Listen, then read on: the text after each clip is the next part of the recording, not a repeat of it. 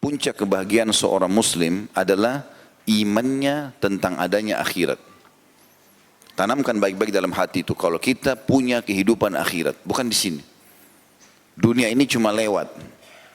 Terlalu banyak orang sebelum kita, Bapak Ibu sekalian, yang lebih cantik, yang lebih gagah, yang lebih kaya, yang lebih segala-galanya. Tapi kalau kita lewat di kuburan yang merupakan batu nisan dan tanah yang kalau kita lihat yang masih hidup ini, di dalamnya ada orang-orang itu. Mereka banyak sekali yang lebih dari kita, tapi mereka juga sudah meninggal dunia. Dunia ini sehebat apapun kita mengejar prestasinya akan kita tinggalkan. Nanti kalau kita meninggal, semua cuma jadi kenangan. Dan itu di hari-hari pertama saja. Oh ini bajunya dia, oh ini sepatu dia, oh ini rumah dia, oh ini mobil dia, oh ini perusahaan dia. Sehari, seminggu, sebulan, selesai. Semua akan ditutup. Orang akan lupakan. Dikenang sesekali, setahun sekali. Ya, ada orang subhanallah tidak dikenang lagi oleh kerabatnya. Apalagi kalau orang-orang yang jauh dari agama. Mereka sudah tidak mendoakan lagi si mayit. Gitu ya. Sedangkan orang-orang soleh saja kadang-kadang masih lalai mendoakan orang yang sudah meninggal. Apalagi orang yang dasarnya jauh dari agama. Maka ini fakta-fakta lapangan yang sudah real, yang sudah bisa kita lihat dan sudah dilalui oleh banyak manusia, miliaran manusia sebelum kita sudah meninggal dunia. Kita pun akan begitu. Dunia ini sebentar, kita akan menuju ke akhirat. Beriman tentang adanya akhirat dan kehidupan abadi di sana, adanya surga dan kita sering membacanya, itu akan membuat mendatangkan kebahagiaan yang luar biasa. Karena cobaan apapun di muka bumi jadi kecil. Lumpuhkah, gangguan orang kah? Kalau kita hubungkan sama akhirat, ya sudahlah, saya nggak bisa ambil hak saya dari dia sekarang, saya ambil di akhirat. Kita tahu ada akhirat. Di sini di dunia miskin, di akhirat tidak ada yang miskin. Bahkan mayoritas penghuni surga itu adalah orang-orang miskin. Karena mereka hisapnya mudah. Makan pas-pasan hari itu. Pakaian yang dipakai cuma itu. Dan akhirnya tidak ada hisap hari kiamat. Orang yang dihisap adalah orang yang kaya, yang banyak macam-macam fasilitasnya. Allah akan tanya, nikmat ini kau pakai untuk apa, dari mana asalnya. Tapi orang yang miskin tidak. Gitu kan? Sampai dalam sebuah hadits Bukhari juga, riwayatkan Imam Bukhari, bahwasanya surga akan mengeluh, bukan mengeluh, akan berbicara pada hari kiamat. Mengatakan, kenapa tidak ada yang masuk ke dalam kecuali orang-orang miskin? Mayoritasnya orang susah semua. Jadi kalau kita lihat orang-orang susah itu, yang penting dia orang beriman, ahli surga semua. Lalu kemudian neraka mengatakan, kenapa tidak masuk ke dalam kecuali orang-orang yang sombong? Kenapa hanya orang-orang yang banyak membangkang begini? Mana orang-orang yang miskin juga ini? Kenapa nggak ada yang masuk ke sini? Maka Allah SWT berfirman kepada keduanya, kepada surga dikatakan, engkau adalah rahmatku yang aku balas orang-orang yang patuh kepadaku denganmu. Dan Allah SWT berfirman atau berkata kepada neraka, engkau adalah siksaku yang aku siksa orang-orang yang membangkang dan durhaka. Kehidupan akhirat ini kehidupan yang luar biasa, teman-teman sekalian. Abadi, tidak lagi penyakit, nggak ada gangguan orang, tidak ada kesusahan apapun. Tidak ada kesusahan. Yang paling ditakuti oleh orang adalah, misal contoh sakit. Kalau ditanya orang, mau sakit nggak? Orang jawab tidak mau. Yang paling pertama dihilangkan di surga nanti adalah tidak ada penyakit. Kata Nabi SAW, orang kalau masuk surga tidak akan beringus, tidak ada penyakit. Kemudian yang paling dikhawatirkan orang setelah itu adalah masa tua. Makanya orang-orang tua biasa kena takut tua, keriputnya pun dioperasi. Ya. Cari jalan supaya tetap muda. Mau bungkuk ditegakkan, cari jalan supaya tidak kelihatan tua. Rambut sudah putih disemir semuanya. Ya. Orang takut menghadapi masa tua. Di surga tidak ada masa tua. Kata Nabi SAW, orang yang masuk surga tidak akan habis masa mudanya. Yang dikhawatirkan orang kalau pakai baju baru, rusak bajunya. Berubah warnanya. Kata Nabi SAW, orang ahli surga tidak akan berubah warna bajunya. Semua yang kita tidak inginkan. Dan yang paling dikhawatirkan puncaknya adalah orang takut mati. Kata Nabi SAW, mereka tidak akan pernah mati lagi selamanya. Hidup selamanya. Dan ini teman-teman hanya sekedar selama di dunia menikmati apa yang Allah perintahkan. Syariat. Saya sudah sering bilang ini. Menjadi orang beriman, nyaman. Karena kita makan, kita minum, kita juga biologis, tapi itu semuanya dengan halal. Kita pakai baju, kita kumpulin harta, kita pakai mobil, apa saja silakan. Bergerak. Allah mengatakan, wa qul i'malu fa sayarallahu amalakum wa rasuluh. Beramallah kalian, Allah akan nilai dan rasulnya itu, gitu kan? Bebas kita, yang penting konsepnya 5 huruf halal, nikmati. Sebagaimana orang kafir menikmati, tapi mereka tidak kenal namanya konsep halal. Tidak terkontrol gitu. Kalau orang beriman teman-teman dan beramal soleh ini tidak bisa makan, tidak bisa minum, tidak bisa tidur, nggak bisa apalah, semua tertahan. Orang kafir semuanya bahagia, enak misalnya. Mungkin wajar orang tidak menjadi orang beriman. Tapi kita di dunia ini nyaman. Makin dekat dengan Allah, makin sehat badannya, ya makin kuat pandangan matanya, makin banyak rezekinya. Coba praktikin sederhana. Coba hijrah 100%, jadi orang baik. Allah mudahkan semua urusannya. Sampai pada hal-hal yang kecil. Sampai hal kecil, apa saja kita baru ngomong pengen ini ya, tiba-tiba ada yang kasih, Allah kasih. Seringkali begitu kita lalui kan, kadang-kadang pengen makan ini ya, tiba-tiba ada makanan tersebut. Loh, subhanallah, baru bicara sudah dikasih sama Allah. Makin dekat dengan Allah makin dimudahkan. Di dunia kita bahagia, di akhirat kita lebih bahagia lagi. Maka beriman tentang adanya akhirat ini membuat seseorang mukmin tenang. Dan siapapun yang berbuat baik di dunia ini, tidak cukup dia nikmati di sini, dia punya rumah yang bagus, dia punya kendaraan yang bagus, dia punya pasangan, punya anak-anak, punya segala macam prestasi dunia. Plus lagi yang terbaik yang dia kerjakan di dunia ini Allah nilai, Allah kasih juga nanti yang terbaik di akhirat sana. Menjadi balasan buat dia. Maka ini judul kita tentunya. Ya. Judul kita berbicara tentang masalah itu. Orang yang baik di dunia, dialah yang akan mendapat perlakuan baik di akhirat. Ada judul Tabligh Akbar kami pernah sampaikan di YouTube itu. Kalau tidak salah tentang mulianya akhirat dan hinanya dunia. Cukup banyak dalil yang sudah kami sampaikan pada saat itu. Di antaranya adalah sabda Nabi SAW kepada seorang sahabat. Apa makanan dan minumanmu? Kata orang tersebut, saya makan daging dan minum susu ya Rasulullah. Dianggap ini makanan yang paling hebat kalau manusia. Kalau dia sudah tiap hari makan daging, minumannya susu, ini berarti orang yang mampu. Kata Nabi SAW, kira-kira pada saat selesai kau makan, kemana hasilnya? Akan kemana makanan dan minumanmu tadi itu? Maka kata sahabat tersebut, dia tidak mau bilang jadi air seni dan tinja karena kurang sopan di hadapan Nabi SAW. Beliau mengatakan, akan menjadi apa yang sudah anda tahu ya Rasulullah. Maksudnya jadi kotoran nantinya. Gitu kan? Sebagian jadi nutrisi yang jelas, yang lainnya semua keluar gitu kan. Kata Nabi SAW, sesungguhnya Allah memberikan perumpamaan dunia ini seperti makanan atau sisa makanan ataupun makanan yang dikeluarkan dari hasil makanan dari perut manusia. Artinya seperti kotoran. Orang kalau meninggal teman-teman baru tahu, oh ternyata dunia itu begini ya. Hina benar nih. Kita dulu ribut-ributan, rebutan tanah, rebutan tempat duduk, rebutan jabatan, rebutan ini. Enggak ada apa-apanya. Bahkan itu jadi hisab yang berat pada hari kiamat. Ya. Maka beriman kepada akhirat ini sangat besar manfaatnya. Makanya dijadikan sebagai rukun iman. Dan seringlah baca ya, hadis-hadis, riwayat-riwayat tentang surga. Seminggu sekali, 2 minggu sekali, ya sebulan sekali maksimal baca lagi kembali. Ya, ada banyak buku itu. Rasulullah SAW cerita tentang surga dan neraka. Ada tamasya ke surga, ada dahsyatnya neraka. Dibeli buku-buku itu. Cas kembali iman kita. Itu yang dilakukan oleh para sahabat. Sehingga mereka selalu rindu dengan akhirat itu. Juga dalam hadis yang lain, Nabi SAW pernah melihat bangkai di pasar. Kemudian sangat busuk bangkai tersebut dan sudah rusak, mulai rusak. Kata Nabi SAW, siapa yang mau beli ini? Kata para sahabat, tidak ada ya Rasulullah. Bangkai, bau gitu kan. Kata Nabi SAW, Allah memberikan perumpamaan dunia seperti bangkai ini. Ya.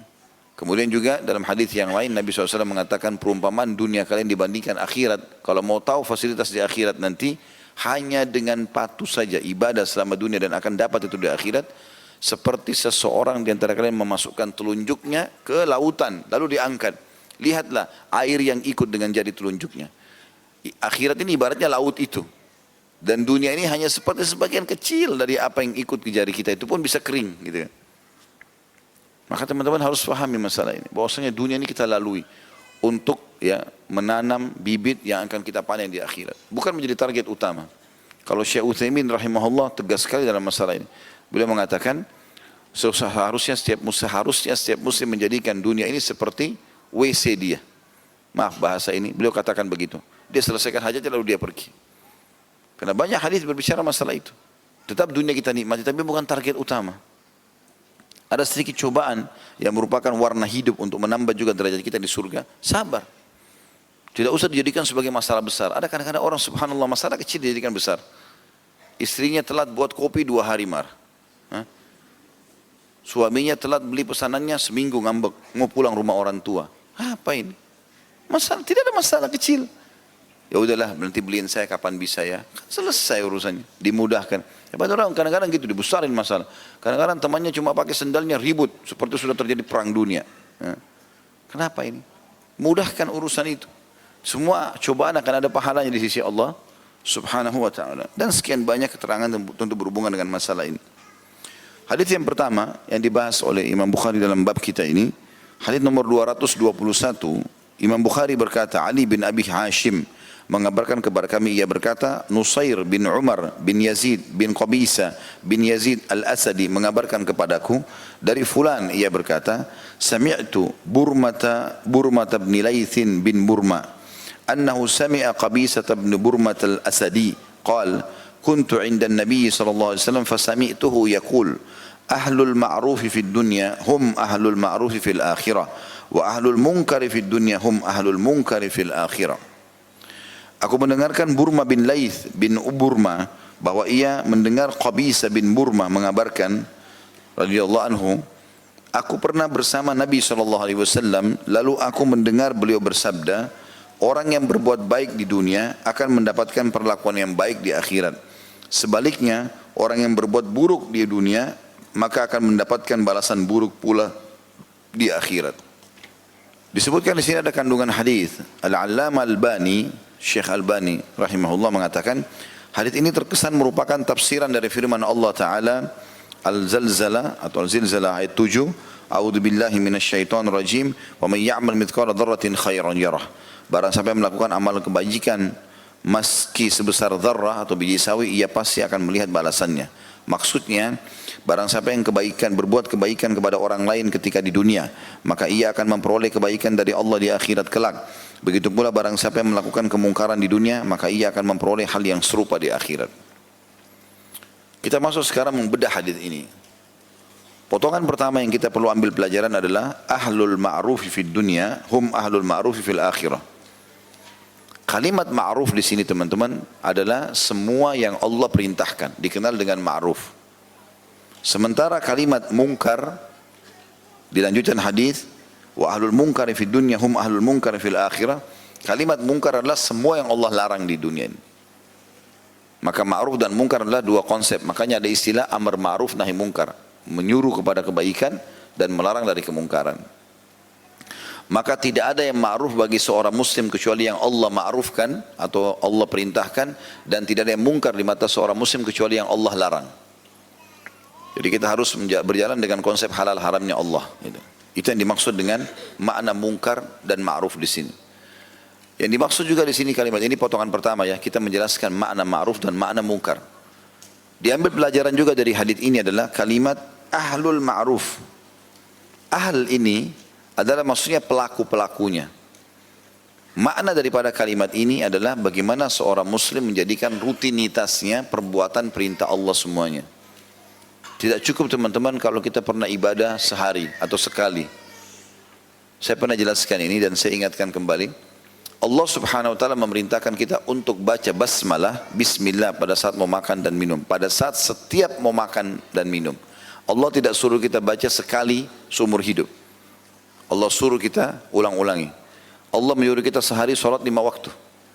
Setiap hari perintah sholat tahajud ada, perintah sholat duha ada, perintah sholat qabliyah, ba'diyah, sholat tahiyat masjid kalau masuk masjid, sholat taubat, perintah-perintah ada, bakti sama orang tua, jenguk orang sakit. Semua ini ma'ruf Allah jadikan setiap hari. Maka poin penting, jangan pernah merasa amal yang sudah kita kerjakan cukup.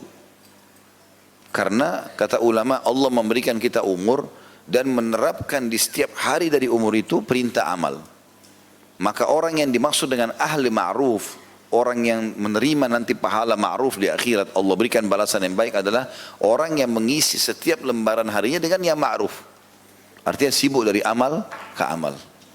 Kayak hari ini misalnya teman-teman, dari taklim ini apalagi nih program saya, buat program, oh ada taklim lagi di sana, oh ada taklim lagi di sana, mencari rezeki halal, oh saya akan jenguk orang sakit, saya akan bakti sama orang tua. Kita program berjalan dari ma'ruf ke ma'ruf. Kalau kita sudah rutinkan ma'ruf ini, perbuatan-perbuatan baik ini, maka kita dapat julukan ahli ma'ruf. Ahli ma'ruf artinya si pelaku ma'ruf itu sendiri. Nabi SAW ingatkan dalam sebuah hadis yang sahih, kata Nabi SAW, janganlah seseorang di antara kalian berkata, dulu aku pernah sholat malam. Itu dulu. 10 tahun lalu saya pernah sholat malam. Dulu waktu gadis dan bujang saya sholat malam. Sekarang sudah nenek kakek-kakek sholat enggak? Gitu. Dulu saya pernah sedekah buat Palestina. Dulu. Kapan itu? 7 tahun lalu. Kalau 7 tahun lalu misalnya kita bersedekah dan kita bahas sekarang, berarti ada 6 tahun sekian yang kita tidak sedekah. Jadi jangan bangga dengan itu. Apalagi kita tidak tahu apakah itu ikhlas atau tidak, diterima atau enggak. Kita butuh amal. Saking butuhnya kita dengan amal untuk memberikan derajat di surga, sampai Allah jadikan bukan cuma dari kita sumber pahala, dari orang lain kita bisa dapat pahala. Tunjukin orang lain jalan, nasihati dia, bantu dia, jadi pahala semua. Niat baik bisa jadi pahala. Orang lain mengikuti langkah kita dalam kebaikan juga dapat pahala. Jadi semua ini harus difahami kalau ma'ruf itu dikerjakan setiap saat dan terus berulang. Tidak ada waktu kosong bagi seorang mukmin. Ya. Tidak boleh lagi teman-teman usahakan sekarang ke depan. Tidak ada lagi namanya lewat malam tidak tahajud. Jangan lagi dianggap membisikkan syaitan kan itu cuma sunnah. Ya, sunnah pun perintah. Rutin kan harus kerjakan. Kalau bukan sekarang kapan? Gitu kan. Saya baru kemarin dikirimkan oleh salah seorang cuplikan. Ada orang subhanallah ditangkap di CCTV masjid, sholat tahajud. Pas selesai salam, meninggal dunia dalam keadaan sujud. Dia sujud, dia meninggal. Lalu ditulis itu keterangannya, atau diberikan keterangan, orang ini tertutup dengan husnul khatimah. Orang kalau terbiasa dengan perbuatan ma'ruf, maka Allah akan tutup hidupnya dengan ma'ruf itu. Kata Nabi SAW, kalau orang terbiasa dengan satu perbuatan, Allah akan tutup hidupnya dengan perbuatan itu.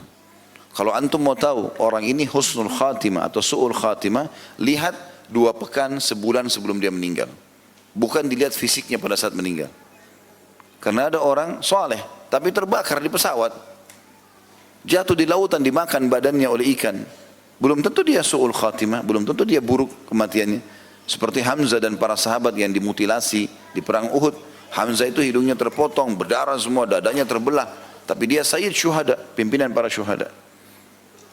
Beberapa tokoh Quraisy ditemukan mati dalam kondisi kulitnya mulus. Tapi berarti dia tetap, bukan berarti itu dia baik, ahli neraka. Tolok ukurnya orang ini baik atau tidak, lihat beberapa hari sebelum dia meninggal.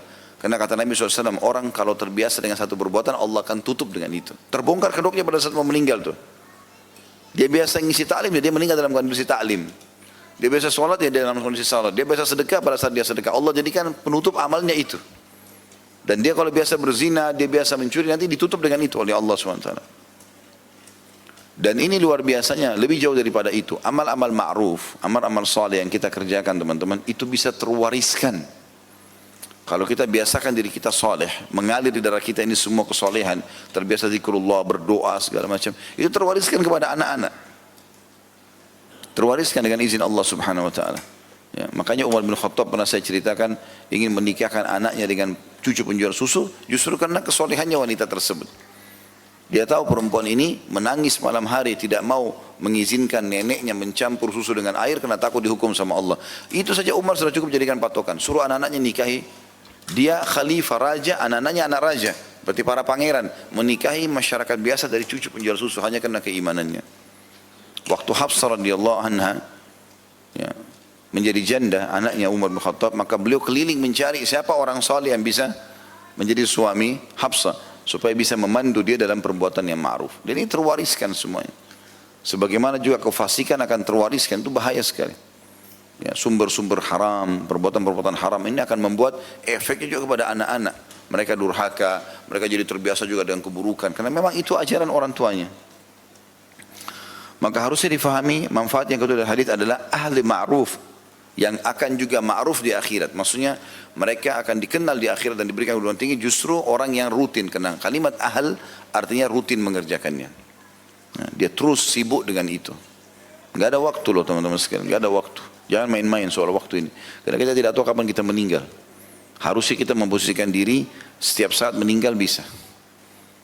Kalau seandainya dokter memvonis salah seorang di antara kita, umur bapak atau ibu tinggal 2 minggu. Kemudian ada tetangga kita atau teman kita datang, itu tetanggamu fulan bicarakan tentang kamu. Kira-kira masih mau ribut dia? Dokter sudah vonis 2 minggu lagi umurnya. Sudahlah.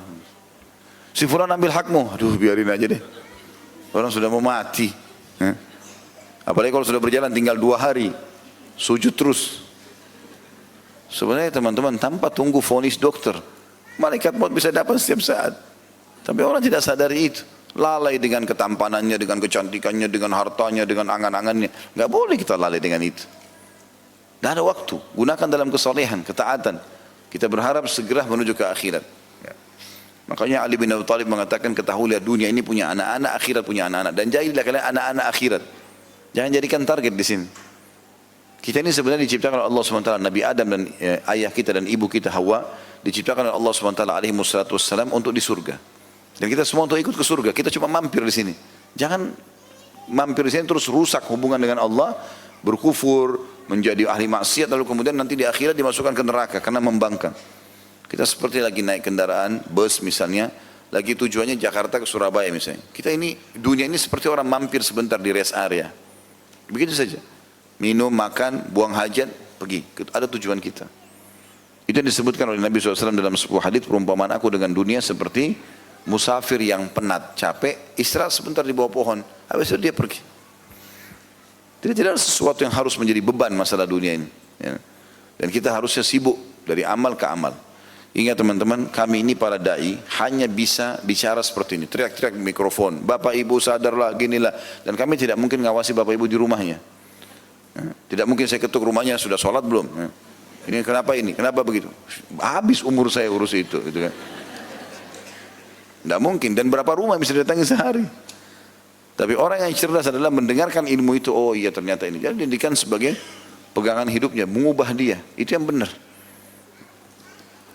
Itu potongan yang kedua dari hadis. Jadi potongan yang pertama tadi pelajarannya adalah makna ma'ruf dan makna mungkar. Ma'ruf adalah semua yang Allah perintahkan dan mungkar semua yang Allah larang. Maka tidak ada yang ma'ruf di mata seorang muslim kecuali yang Allah ma'rufkan atau Allah perintahkan, dan tidak ada yang mungkar yang dilarang kecuali yang Allah larang. Pelajaran kedua adalah makna ahlu ma'ruf. Maksudnya maknanya juga sama sini ahlu mungkar. Kalimat ahl ini dalam bahasa Arab artinya pelakunya, praktisi yang terus rutin. Makanya kita harus menjaga itu. Ada tahapan-tahapan teman-teman kalau sudah mulai belajar. Saya berbagi itu. Kalau awal kita belajar, kita jadi terdorong untuk mau mengetahui. Begitu kita sudah mulai lebih dalam lagi, sering datang pengajian, kita mau mengamalkannya. Akan muncul pertanyaan di benak Bapak Ibu sekalian nanti, saya sudah ikut pengajian, saya sudah faham, apalagi ya setelah ini? Jawabannya sederhana, istiqomah. Udah, amalkan itu sampai mati. Itu yang Allah mengatakan, wa'bud rabbaka hatta ya'tiyakal yakin. Kalau sudah sampai kepadamu kebenaran itu, maka tinggal kau sembah Tuhanmu sampai kau mati. Udah situ saja, sederhana sekali hidup ini. Gitu kan. Kemudian potongan yang ketiga atau manfaat ketiga dari hadis adalah kalimat fid dunya dan juga fil akhirah. Kan ahlul ma'ruf fid dunya hum ahlul ma'ruf fil akhirah. Jadi pelajarannya adalah ada dunia, ada akhirat. Dan dunia tempat lewat, akhirat adalah tempat abadi. Saya pernah jelaskan itu, teman-teman, kalau menjadi orang muslim, orang mukmin tidak usah khawatir dengan mati, justru bahagia dengan kematian itu. Karena dengan mati kita akan melihat semua kebenaran janji Allah masalah akhirat ini. Sampai Nabi SAW mengatakan tidak ada satupun orang yang mati masih berharap kembali ke dunia. Sudah dia, oh dunia ternyata cuma ini ya gitu. Maka dia berharap sudah nggak usah di akhirat saja. Apalagi kalau dia orang beriman, itu luar biasa. Nggak ada lagi. Jadi jangan kita berpikir di dunia ini, oh itu mungkin suami saya, oh itu istri saya, itu anak saya, oh itu orang tua saya. Dia berharap kesian mungkin ini makanan kesukaannya. Dia akan tinggal di sini, dia akan pikirkan rumahnya. Bagaimana ya kalau dia lihat anaknya menikah? Nggak ada pikirannya begitu. Orang udah mati dia lihat surga, dilupain kita ini semua. Bagi dia dunia kecil, udah nggak ada nilainya. Dia udah dapat yang terbaik di sana. Toh juga kerabatnya yang meninggal dalam keadaan beriman akan berkumpul sama dia. Sebagaimana Allah jelaskan dalam surah At-Tur itu, semua keturunan, pasangan akan bersatu selama beriman. Berarti ada kehidupan dunia, ada kehidupan akhirat. Dan ini tidak bisa dibantah. Walaupun kita belum bisa melihat akhirat itu. Karena tidak semua yang tidak nampak dengan mata tidak ada. Contoh, saya pernah kasih contoh perasaan kita. Kita lapar, kita haus, kita suka, kita benci, kita ngantuk. Rasain gak itu? Hah? Dirasa gak itu? Rasa lapar gak? Haus, ngantuk, rasa ya? Suka, benci ya? Ada yang pernah lihat bentuknya? Berarti itu gaib buat kita, tapi kita rasakan kan? Udara sekarang kita rasakan ini, tidak nampak sama kita. Walaupun kecuali pakai alat mungkin Allahu a'lam, tapi yang jelas tidak bisa. Tapi kita rasakan itu. Berarti bukan berarti tidak nampak dengan mata, tidak ada. Tidak ada. Faktanya depan mata banyak sekali yang tidak ada, tidak nampak tapi ada. Begitu juga dengan akhirat ini. Itu juga dengan iman kepada Allah, kepada malaikat-malaikat. Kita bisa rasakan dan bisa lihat keberadaannya. Cuma keterbatasan mata kita saja yang tidak bisa melihat itu semua. Maka pelajaran ketiga, ada dunia, ada akhirat. Dan dunia adalah tempat lewat, sementara akhirat adalah target utama. Dan ini 3 buah pelajaran yang bisa kita ambil dari hadits ini tentunya. Dan ini tidak ditulis dalam hadits kita ya. Jadi kalau bisa ditulis poin-poin itu supaya ada tambah manfaat di pinggir bukunya atau ditempelin kertas kecil ya. Kalau tadi yang kita ambil pelajaran pertama adalah penjelasan tentang makna ma'ruf dan makna mungkar.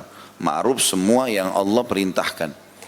Kemudian yang mungkar adalah semua yang Allah larang. Pelajaran pertama. Pelajaran kedua, ahlu ma'ruf dan ahlu mungkar. Praktisi daripada ma'ruf itu orang yang sibuk dengan kebaikan-kebaikan, itu akan dapat balasan kebaikan di akhirat, dan praktisi yang berbuat kemungkaran rutin dalam dosa akan dapat hukumannya juga.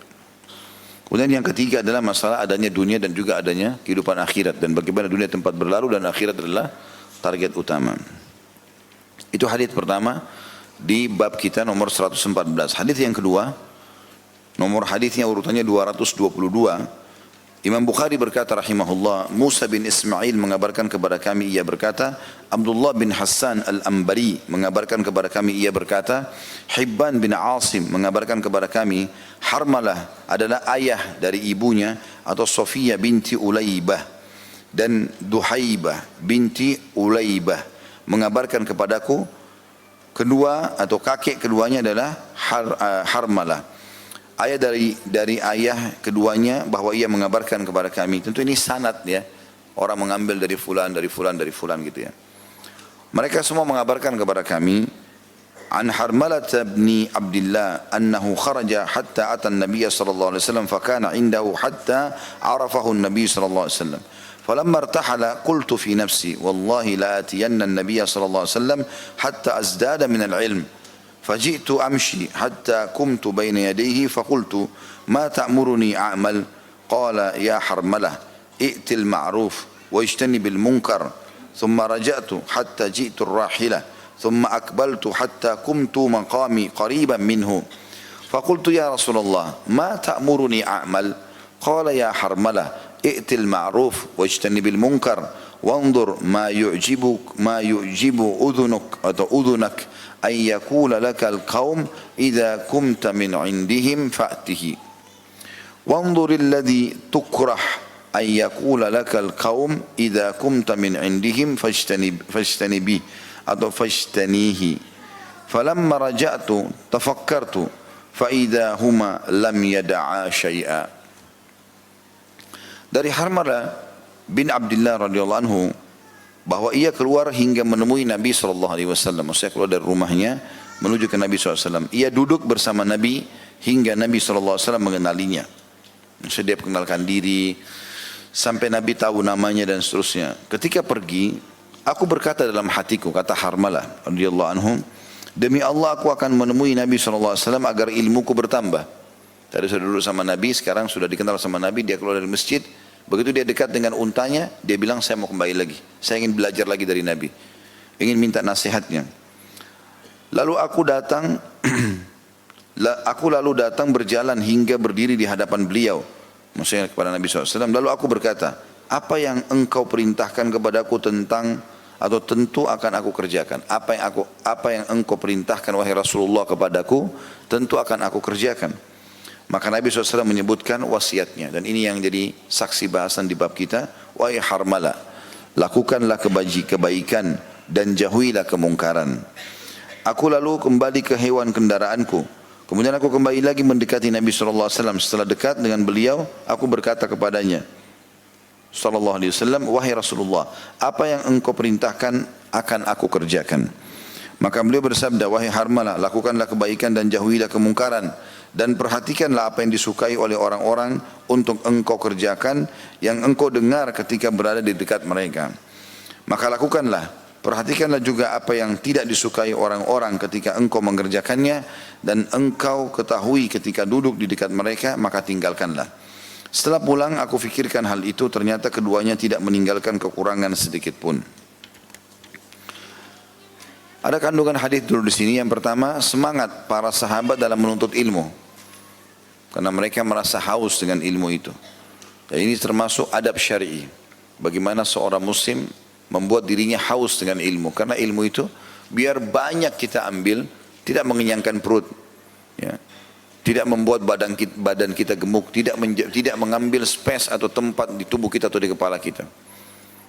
Di sebanyak apapun dia, tidak ada sesuatu yang membuang kita, malah kita jadi lebih tahu, lebih faham, dan otak kita mampu untuk menampung semulur ilmu yang kita ingin pelajari dengan kuasa Allah SWT.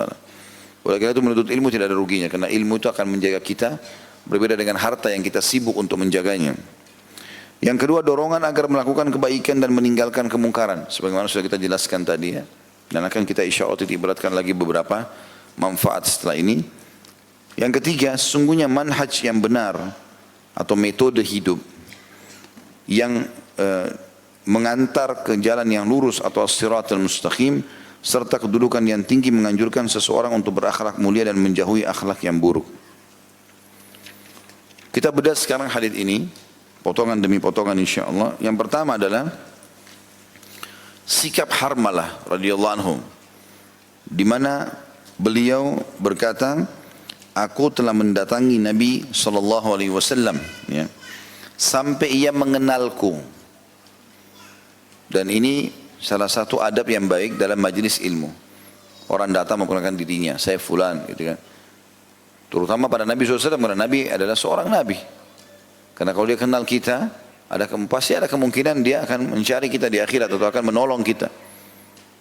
Kalau ada hadis yang lain riwayat Bukhari, pada saat Nabi SAW mengatakan, aku sedang menunggu kalian di sirat, aku menunggu kalian di haud, di telagaku, maka ada orang-orang yang datang mendekati telaga untuk minum, lalu mereka ditolak, dilarang oleh para malaikat, dihalau. Lalu aku mengatakan, itu adalah sahabat-sahabatku, aku kenal mereka. Karena semasa hidup Nabi SAW pernah melihat mereka, dan pernah interaksi sama Nabi SAW. Maka Nabi SAW dikatakan oleh para malaikat, engkau tidak tahu hai Muhammad apa yang mereka lakukan setelah engkau meninggal. Mereka telah meninggalkan agama atau ajaranmu. Ini adalah para sahabat atau orang-orang yang masuk Islam kemudian murtad setelah meninggalnya Nabi SAW.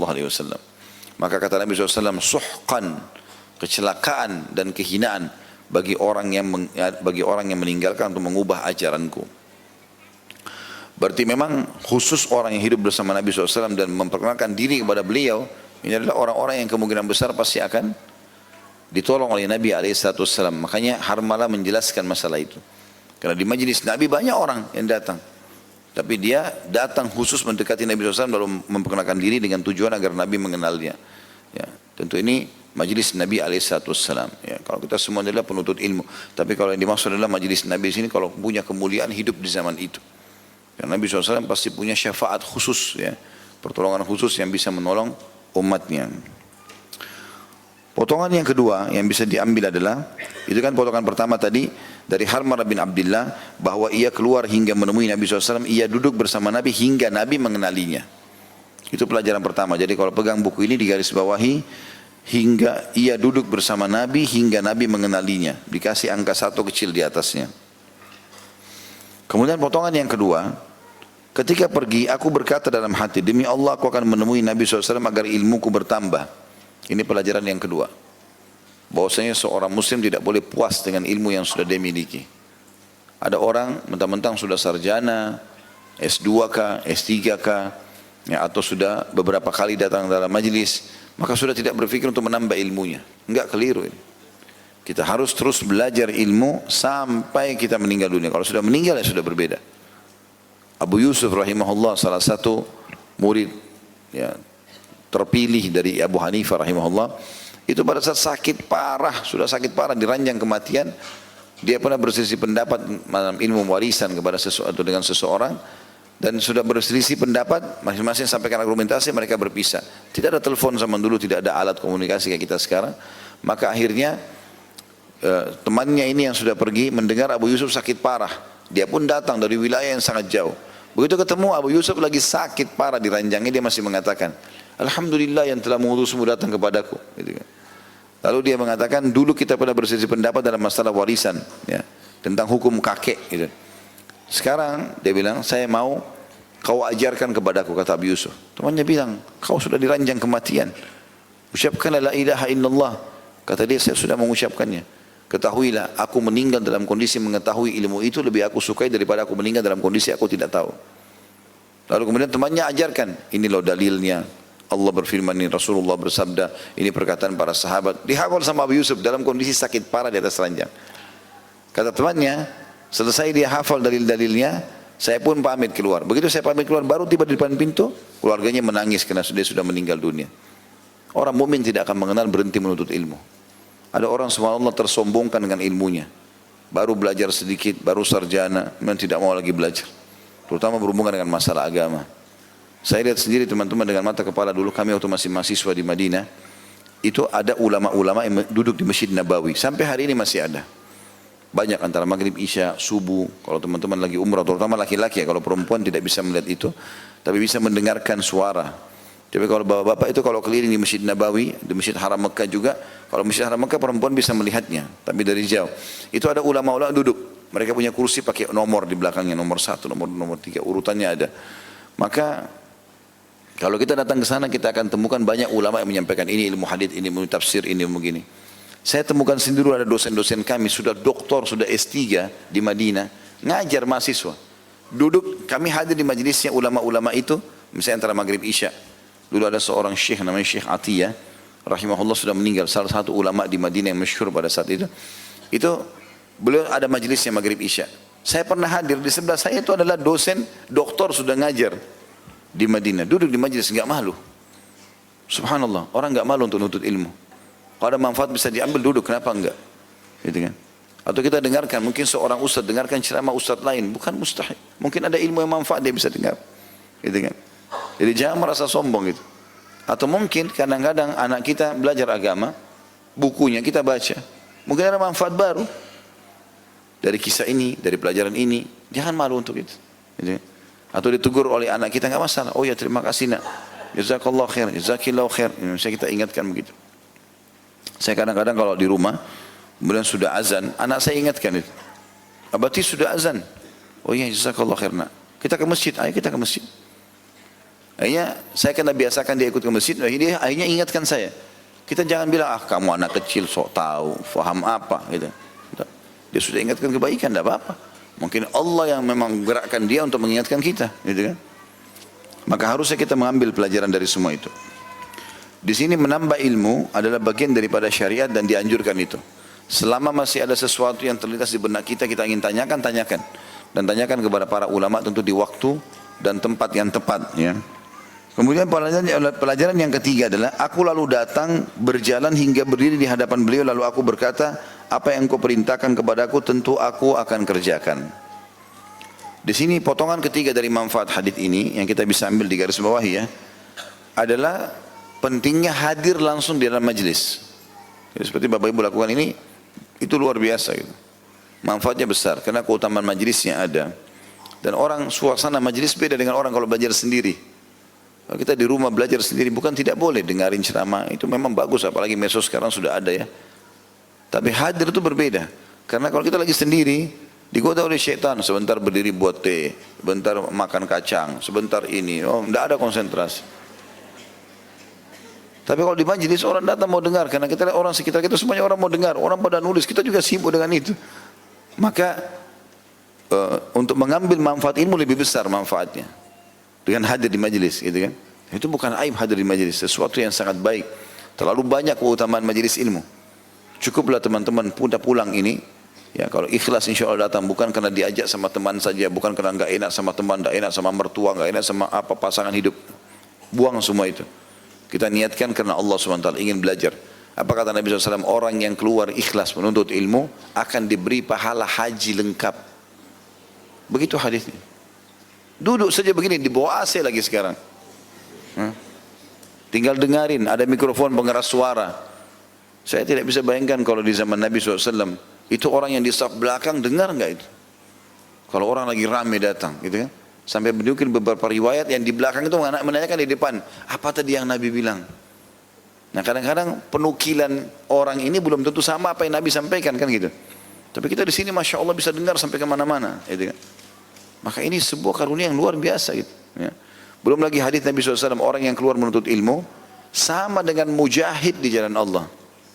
Sama kita pergi berperang, pahalanya. Juga hadis Nabi SAW, sesungguhnya para malaikat menebahkan sayapnya, menaungi para penuntut ilmu karena ridho dengan apa yang dia lakukan. Dan sekian banyak keutamaan yang luar biasa dari majelis ilmu. Itu ada bahasa sendiri tentunya. Tetapi yang jelas, hadir dalam majelis itu punya keutamaan tersendiri. Kecuali darurat kita nggak bisa, nggak sempat, kita lagi kerja, lagi ada pekerjaan di rumah misalnya, itu lain. Mungkin bisa kita, dengan medsos sekarang ini kita bisa ikuti itu ya.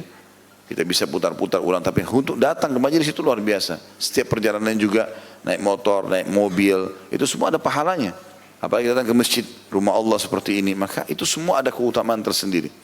Dan itu yang dibuat oleh Harmalah radhiyallahu anhu, beliau datang kepada Nabi sallallahu alaihi wasallam. Dan sebenarnya ada sebuah kaidah penting dalam menuntut ilmu ini ya. Ulama mengatakan ilmu yu'ta ilaih ya. Ilmu itu didatangi. Jadi sebenarnya yang benar itu adalah orang-orang pada datang ke dalam majelis gitu. Kalau sekarang kadang-kadang banyak ustadz yang diundang. Mungkin untuk memudahkan oke lah. Tetapi yang benar sebenarnya orang-orang alim ini pada duduk di satu tempat, yang lain pada datang belajar. Nabi SAW begitu. Duduk di masjid beliau sampaikan, orang-orang pada datang belajar. Begitu juga dinukil para salafus saleh. Tapi sekarang banyak sekali orang yang manja. Kalau ustadznya tidak datang, dia juga tidak belajar. Ini keliru. Mesti dia ustadz tidak bisa datang, ya dia cari di mana yang lain dia bisa pergi. Supaya dia belajar gitu. Itu potongan yang ketiga. Dan potongan yang keempat di sini masih dari tadi ya. Kalau potongan yang ketiga tadi diambil dari aku lalu datang hingga berdiri di hadapan beliau, maksudnya hadir di hadapan beliau.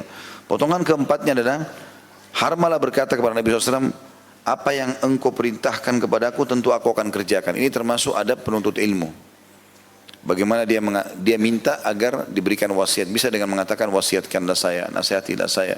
Tapi termasuk juga hal yang baik adalah sudah yakin gurunya ini benar, dia mengatakan perintahkan apa ini, saya mau kerjakan. Gitu.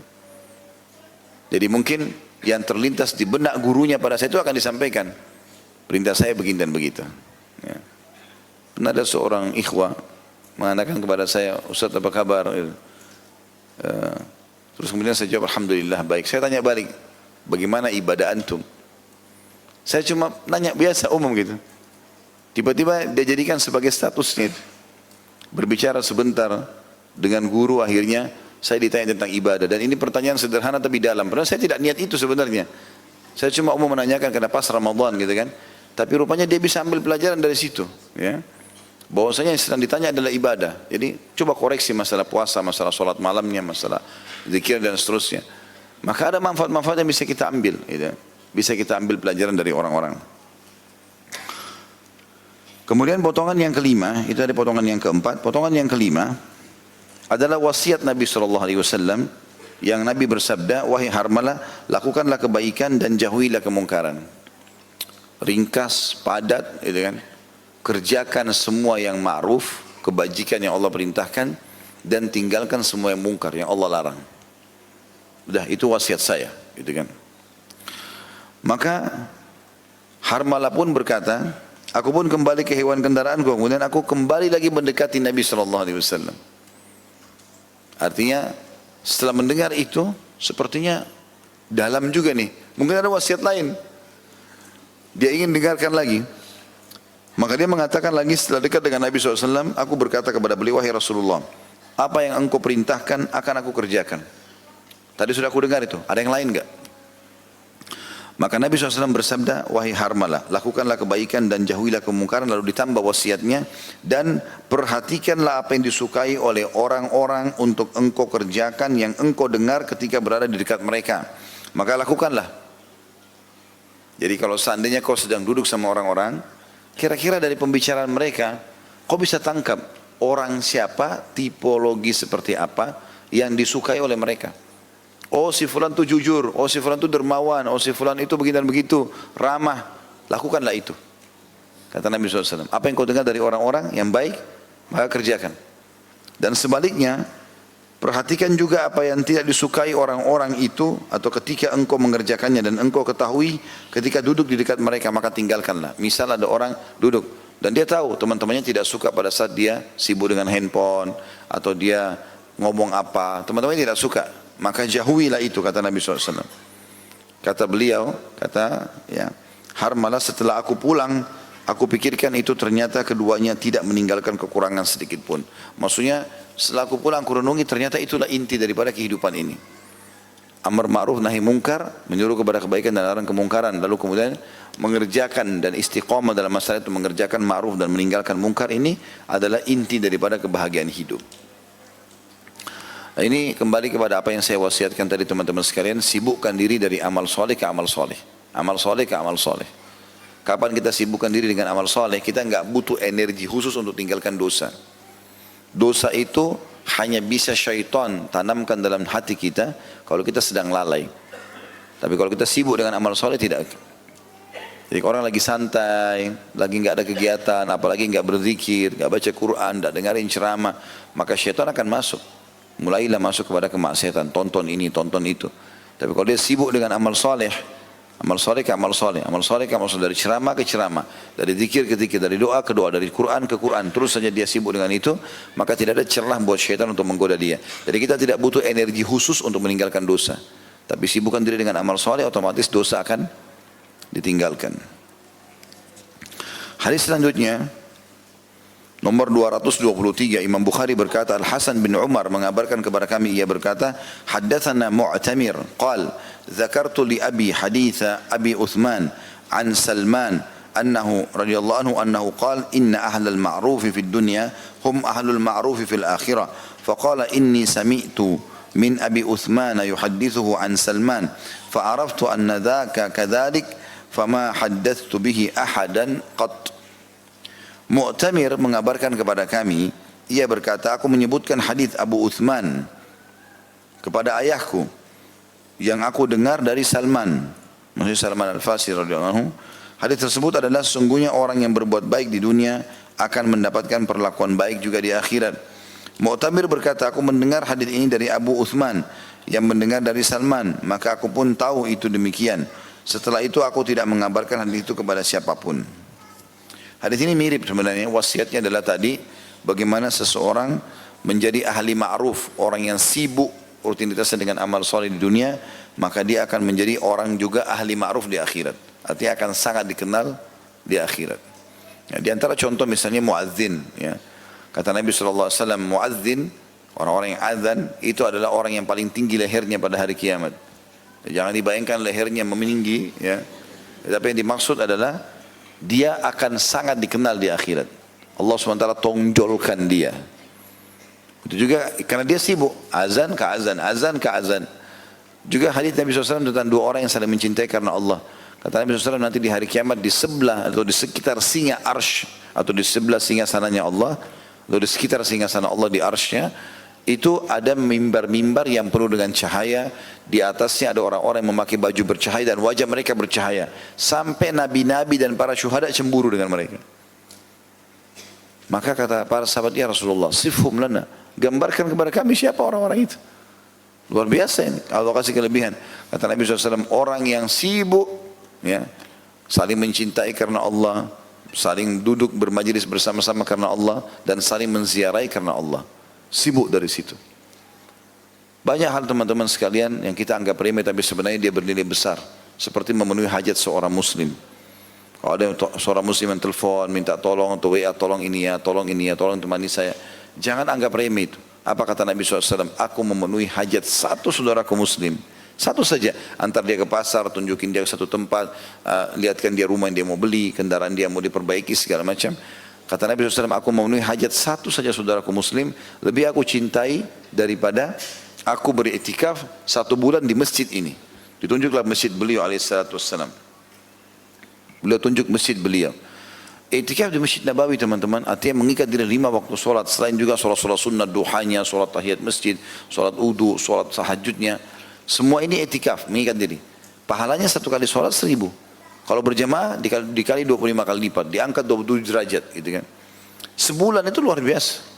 Kalau sehari saja kita punya satu pahala sholat wajib 1000 di Masjid Nabawi, berarti kita punya 5000 pahala subuh, duhur, asar, maghrib, isya. Kalau sendirian, kalau berjamaah dikali 25 kali lipat, dikali sebulan itu luar biasa pahalanya.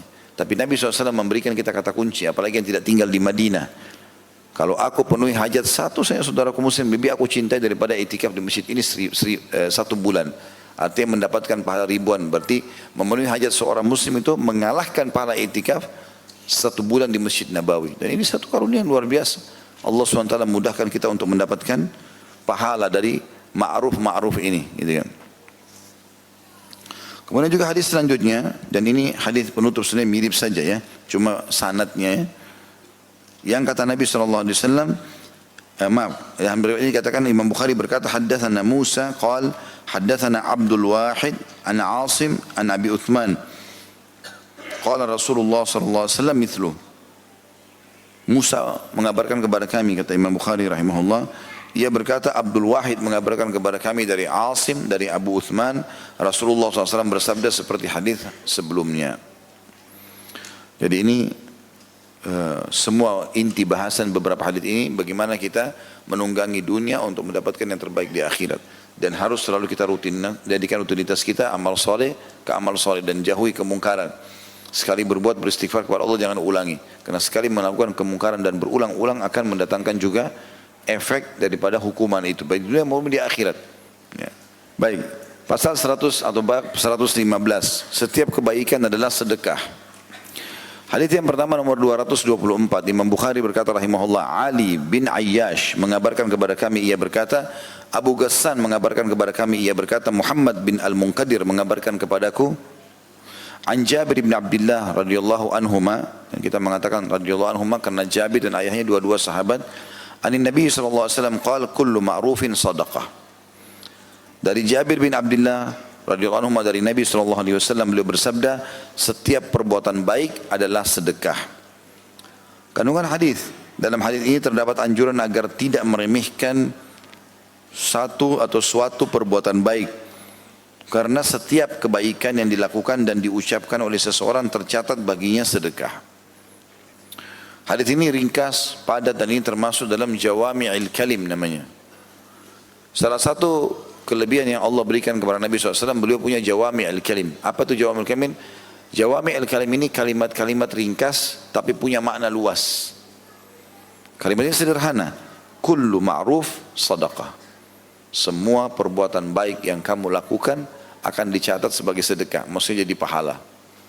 Ya, sebagian ulama mengatakan bisa dua makna. Akan dapat pahala dari amalmu itu, misalnya bakti sama orang tua, juga orang sakit, itu akan dicatat pahala sendiri. Dan ditambah plus pahala sedekah. Allah SWT akan nilai juga itu pahala. Jadi dia dapat double pahala. Jenguk orang sakit dapat pahala jenguknya, dapat juga pahala sedekahnya. Dianggap itu sedekah di jalan Allah SWT. Bagaimana nilainya itu Allah lebih tahu. Maka semua perbuatan yang ma'ruf Allah nilai dengan sedekah. Ya. Kandungan hadis ini kata beliau, dalam hadis ini terdapat anjuran agar tidak meremehkan satu perbuatan baik. Karena setiap kebaikan yang dilakukan dan diucapkan oleh seseorang tercatat sebagiannya sedekah. Apapun itu sifatnya. Apapun itu sifatnya. Senyum dengan muslim, memandu, menunjukkan orang alamat, apa saja mungkin kita anggap remeh. Bahkan kata Nabi SAW, aku diperlihatkan seseorang ahli surga yang sedang menikmati istana di surga dengan buah-buahannya karena sepotong duri yang dia pindahkan dari jalan agar tidak mengenaki manusia atau tidak mengena atau tidak membahayakan manusia. Itu aja sudah cukup membuat dia menikmati istana-istana di surga. Bagaimana dengan perbuatan-perbuatan yang lain? Kalau lagi lewat teman-teman kita lihat ada potongan kayu di tengah jalan, mampir sebentar, pindahkan dari jalan. Karena kata Nabi SAW, iman itu 70 sekian tingkatan, yang paling tinggi la ilaha illallah, yang paling rendahnya adalah meninggalkan sesuatu dari yang berbahaya dari jalanan. Jangan anggap remeh.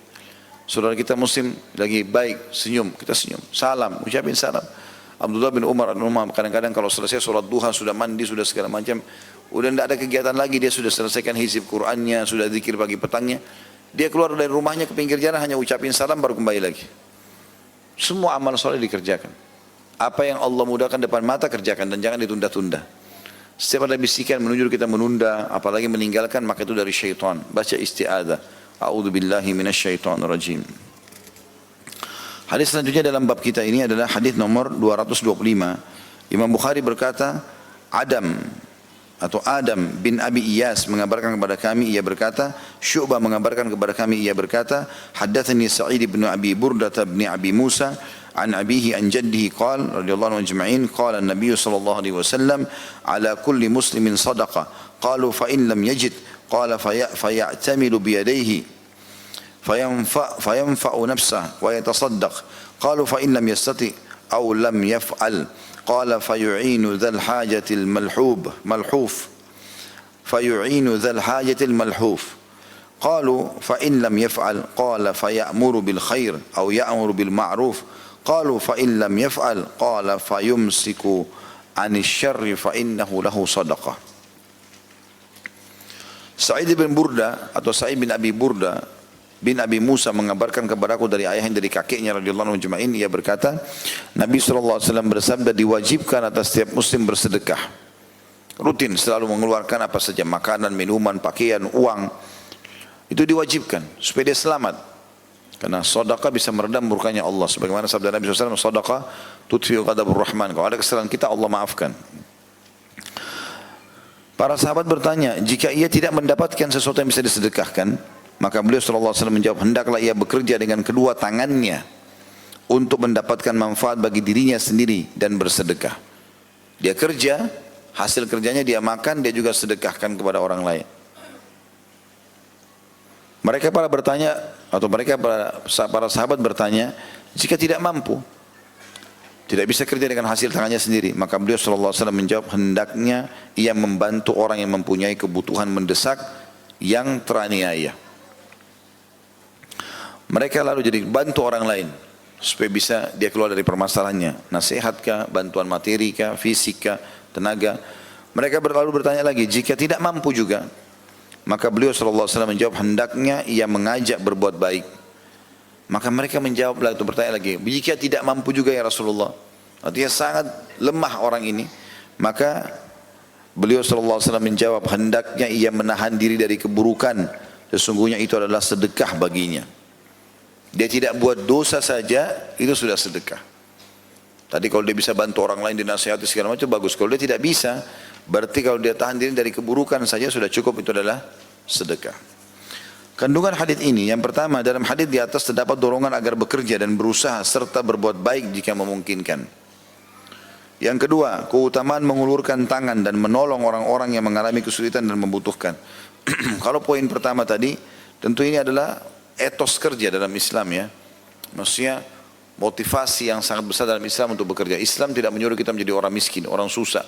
Kecuali kalau memang sudah begitu, kita sudah berusaha, Allah tetap kasih begitu ya sudah.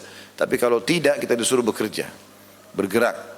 Ya. Islam menyuruh kita menjadi orang yang mampu, bergerak supaya kita bisa bersedekah, bisa berjihad, bisa segala macam yang kita lakukan. Yang kedua tadi keutamaan mengulurkan tangan dan menolong orang-orang yang mengalami kesulitan dan membutuhkan. Ya, sebagaimana Nabi SAW mengatakan, engkau bertasbih sedekah, engkau bertahlil sedekah, bilang subhanallah, la ilaha illallah sedekah. Engkau bertakbir adalah sedekah. Ya. Engkau menyeru kepada kebaikan sedekah, melarang dari kemungkaran adalah sedekah, dan engkau menolong saudaramu muslim dengan mengangkat barang-barangnya, ketunggangannya adalah sedekah. Semuanya dinilai pahala oleh Allah SWT. Kita lihat teman kita bawa kresek banyak, berat, kita bantuin misalnya. Itu sudah sedekah. Yang ketiga, keutamaan tidak berbuat kejahatan karena ingin memperoleh ridho Allah Ta'ala. Keutamaan tidak berbuat kejahatan karena ingin memperoleh ridho Allah Ta'ala. Jadi bagaimana kita meninggalkan keburukan saja, tidak jadi ganggu orang, tidak jadi bermaksiat, kita batalkan, itu sudah cukup untuk mendapatkan pahala. Yang keempat, istilah sedekah dapat disematkan pada berbagai bentuk perbuatan baik. Semua perbuatan yang baik bisa dihitung sedekah. Ya, kita buat apapun adalah sedekah. Walaupun tadi saya bilang ada juga makna ulama hadis bilang, kalau orang berbuat kebaikan seperti ini, Allah kasih pahalanya. Misalnya bakti sama orang tua, jenguk orang sakit, baca Quran. Tapi semua perbuatan baik ini Allah kasih lagi nilai seakan-akan ini sedekah semuanya. Maka ada double-double pahala yang bisa didapatkan dalam masalah seperti ini. Hadis selanjutnya, Ya, saya tidak mengulangi lagi memberikan pelajaran lain karena ini sudah terulang ya, hampir tadi terulang semuanya. Adalah hadis nomor 226, Imam Bukhari berkata, Musaddad mengabarkan kepada kami, ia berkata Yahya mengabarkan kepada kami dari Hisham bin Urwah, ia berkata ayahku mengabarkan kepadaku bahwa Abu Marwah Al-Ghifari mengabarkan kepadanya anna Abu Dzarrin akhbarahu radhiyallahu anhu annahu sa'ala Rasulullah sallallahu alaihi wasallam ayyul a'mali afdal qala imanun billahi wa jihadun fi sabili qala fa ayyur riqabi afdal qala aglaha thamanan wa anfasuha 'inda ahliha قال أرأيت إن لم أفعل قال تعين ضاعيا أو تصنع لأخرق قال أرأيت إن لم أفعل قال تدع الناس من الشر فإنها صدقة تصدق بها على نفسك. Hadis ini sudah dijelaskan sebenarnya di nomor 220 ya, tapi diulangi lagi mungkin untuk penekanan ya, untuk memastikan. Abu Dzar mengabarkan kepadanya bahwa Rasulullah SAW bertanya, radhiyallahu anhu, Abu Dzar radhiyallahu anhu mengabarkan kepadanya, kepada orang yang mendengarkan hadis ini, bahwa Rasulullah SAW ditanya, amal apa yang paling utama, maksudnya paling besar di sisi Allah pahalanya. Beliau menjawab, beriman kepada Allah dan berjuang di jalannya. Lalu ia bertanya lagi, membebaskan budak yang mana yang paling baik di sisi Allah. Beliau menjawab, yang paling mahal harganya dan paling bernilai bagi pemiliknya. Orang itu lalu bertanya, bagaimana pendapatmu jika aku tidak mampu melaksanakan sebagian dari perbuatan itu? Maka beliau SAW menjawab, engkau bantu orang yang tersesat yang melakukannya, atau melakukan itu kepada orang yang tidak mempunyai pekerjaan. Maksudnya tadi sudah kita jelaskan di hadis yang 220, engkau memberikan pekerjaan kepada orang lain, untuk memberikan ide-ide. Lalu Abu Dzar lagi berkata, bagaimana jika aku tidak mampu mengerjakannya? Maka beliau SAW menjawab, tidak berbuat buruk kepada manusia. Sungguhnya itu adalah satu sedekah yang engkau bersedekah dengannya kepada dirimu. Tidak mengganggu orang saja, atau kalau sudah ada niat membatalkan keburukan tersebut, maka sudah dihitung pahala. Ini tentu hadis sudah terulang di hadis nomor 220. Kita tutup dengan hadis ini tentunya, hadis nomor 227 ya. Imam Bukhari berkata, Abu Nu'man mengabarkan kepada kami, ia berkata Mahdi bin Maimun mengabarkan kepada kami dari Wasil Maula Abu Uyainah, dari Yahya bin Uqail, dari Yahya bin Ya'mar, dari Abu Al-Aswad Ad-Daili, an Abi Dzar radhiyallahu anhu qala qila ya Rasulullah dhahaba ahlud duthuri bil ujur yusalluna kama nusalli wa yasumuna kama nasum wa yatasaddaquna bi fuduli a'malihim qala alaysa qad ja'ala Allahu lakum ma tasaddaqun inna bikulli tasbihatin wa tahmidatin sadaqah wa bu'di ahadikum sadaqah qila wa fi syahwatihi sadaqah qala law wudi'a fil haram alaysa kana alaihi wizr dzalika in wada'aha fil halal kana lahu ajr. Dari Abi Dzar radhiyallahu anhu dia berkata, dikatakan wahai Rasulullah, orang-orang kaya pergi dengan ganjaran mereka. Jadi orang-orang miskin datang lalu mengatakan, ya Rasulullah, orang-orang kaya telah pergi membawa pahala-pahala mereka. Mereka solat seperti halnya kami solat, artinya pahala solat okelah sama. Dan mereka berpuasa seperti halnya kami puasa. Tapi mereka bersedekah dengan kelebihan harta mereka. Itu yang kami tidak punya. Maka Nabi SAW mengatakan, tidakkah Allah telah menjadikan bagi kalian sesuatu yang kalian sedekahkan? Tanda tanya, sesungguhnya setiap ucapan tasbih, kita bilang subhanallah, selain pahala zikir, pahala sedekah. Tahmid, alhamdulillah, pahala zikir, pahala sedekah. Dikatakan oleh beliau, setiap tasbih dan tahmid adalah sedekah. Dan seseorang dari kalian menyetubui istrinya adalah sedekah, melampiaskan syahwat pada yang halal. Maka beliau berkata, atau para sahabat mengatakan, apakah pada syahwatnya itu ada sedekah? Lampiaskan syahwat punya keinginan, penikmatan, apakah itu juga ada sedekah? Beliau menjawab, kalau sekiranya diletakkan di tempat yang haram, maksudnya berzina, tidakkah ia menanggung dosa? Begitu, tanda tanya, tentu saja menanggung dosa ya. Begitu pula jika diletakkan pada yang halal, maka baginya pahala. Hadis ini tentu punya beberapa kandungan hadis. Kita baca dulu, baru saya akan titik beratkan beberapa poin tambahan. Yang pertama, hadis di atas menunjukkan boleh berlomba dalam berbagai amal kebaikan. Dan ini dalam hal sifatnya sebagai motivasi saja. Ya, dia lihat temannya puasa, dia juga puasa. Dia lihat temannya baca Quran, dia juga baca Quran. Temannya majelis ilmu datang, dia juga datang dalam majelis ilmu. Itu bersaing dalam hal positif, bukan dengan niat riya, tapi ingin supaya ikut bersama dengan teman atau kerabatnya itu menjadi orang yang baik juga. Yang kedua, hadis tersebut mengisyaratkan bahwa kata sedekah digunakan untuk segala bentuk amal soleh yang dilakukan oleh seseorang. Ini sudah saya jelaskan tadi. Kemudian yang ketiga, keutamaan atau ucapan tasbih subhanallah dan segala bentuk zikir pada umumnya. Karena kata Nabi SAW, maukah aku tunjukkan kepada kalian amalan yang lebih baik daripada kalian bersedekah dengan emas dan perak, lebih baik daripada kalian bebasin budak, lebih baik daripada kalian menyumbang di jalan Allah atau jihad, bahkan lebih baik daripada kalian menebas musuh-musuh kalian dan kalian ditebas oleh musuh-musuh kalian. Maksudnya kalian membunuh mereka dalam keadaan kafir, kalian masuk surga, atau kalian terbunuh mati syahid. Kata para sahabat, tentu ya Rasulullah. Kata Nabi SAW, lisanmu selalu berzikir kepada Allah. Kemudian yang keempat, hadis di atas merupakan dalil dibolehkannya menggunakan qiyasul jali yang dijadikan sandaran oleh para ulama mujtahid dalam berdalil. Ya, artinya bisa memberikan contoh-contoh, ya, perumpamaan-perumpamaan sehingga bisa lebih difahami apa yang dimaksudkan dari tujuan atau dari yang maksud daripada hadis dan ayat. Kemudian yang kelima, dalam hadis di atas terdapat dalil bahwa perkara mubah dapat berubah menjadi ibadah dan ketaatan kepada Allah yang jika diiringi dengan niat yang benar. Jima yang disebutkan dalam hadis, tentu di sini sampai sini titik ya. Artinya dengan hal mubah seperti mandi, makan, tidur mubah. Tapi kalau orang niatkan ibadah dengan cara makan dan minum bukan cuma sekedar menghilangkan lapar dan dahaga, tapi memang karena ingin merawat tubuh yang Allah amanahkan. Tidur bukan cuma sekedar hilangkan ngantuk dan capek, tapi untuk merawat tubuh yang Allah amanahkan, karena semua itu sinyal dari Allah. Kalau lapar, tubuhmu lagi butuh makanan, minum, tubuhmu lagi butuh cairan. Kemudian kalau ngantuk berarti dan capek atau sakit, ini tubuh butuh untuk istirahat. Maka seseorang bisa mengubah yang mubah menjadi sunnah. Jima atau hubungan biologis yang disebutkan dalam hadis terhitung sebagai ibadah jika dilakukan dengan niat menunaikan hasrat biologis sang istri, mencari keturunan yang soleh atau menjaga kehormatan diri seseorang dan istrinya. Jadi ini poin terakhir yang mesti nanti dititik beratkan bagi orang yang sudah berumah tangga. Tentunya ada hal-hal penting yang harus dia garis bawahi berhubungan dengan masalah ini. Saya bedah dulu hadisnya. Hadis ini dijelaskan oleh Abi Dzar bahwasanya ada orang-orang yang datang lalu mengatakan, wahai Rasulullah, orang-orang kaya pergi dengan ganjaran mereka.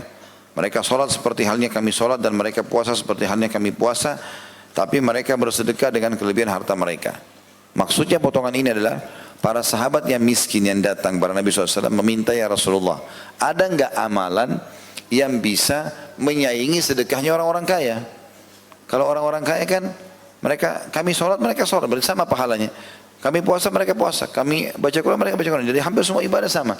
Tapi mereka punya kelebihan yang kami tidak punya, ya Rasulullah. Mereka sedekah dengan hartanya. Maka seakan-akan mereka mengatakan di sini, ya Rasulullah, ajarkan kami amalan yang bisa kami amalkan, yang bisa mengejar atau minimal menyamai pahala sedekahnya orang-orang kaya.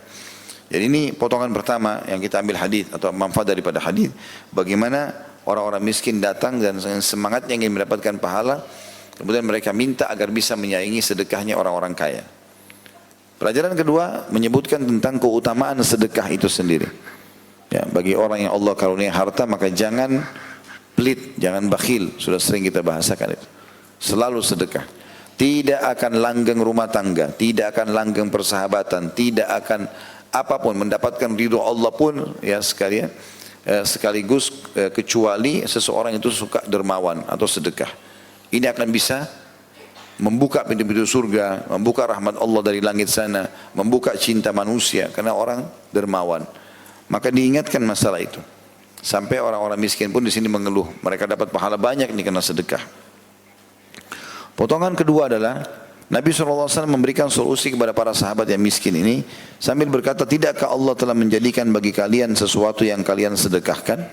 Bukankah ada yang lain? Kalau kalian tidak punya harta, kalian bisa sedekah dengan yang lain. Kemudian Nabi SAW merincikan, setiap ucapan tasbih dan tahmid atau zikir adalah sedekah.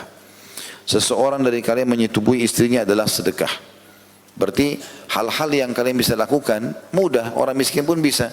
Duduk baca subhanallah, alhamdulillah, wa la ilaha illallah, wallahu akbar, subhanallah, walhamdulillah, wa la ilaha illallah, wallahu akbar. Berzikir. Itu sudah sedekah juga, menyaingi sedekah hartanya orang-orang kaya. Lalu kemudian yang paling mudah orang miskin lakukan kalau dia punya pasangan adalah biologis. Gitu kan? Lakukan biologis itu. Maka pada saat dia lakukan biologis ada sedekah. Sampai para sahabat kaget, ya Rasulullah, kami lampiaskan syahwat kami. Dia lampiaskan syahwatnya, nikmat, kemudian dapat pahala.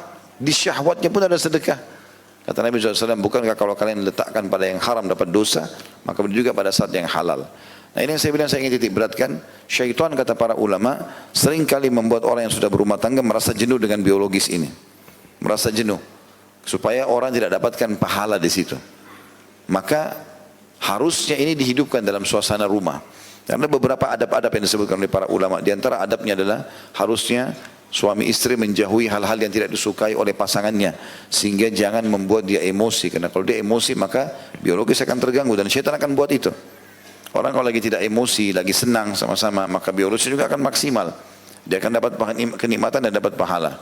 Kemudian setiap pasangan suami istri berusaha untuk memberikan yang terbaik pasangannya dalam masalah biologis. Ini tidak rancu membicarakan ini dalam syariat.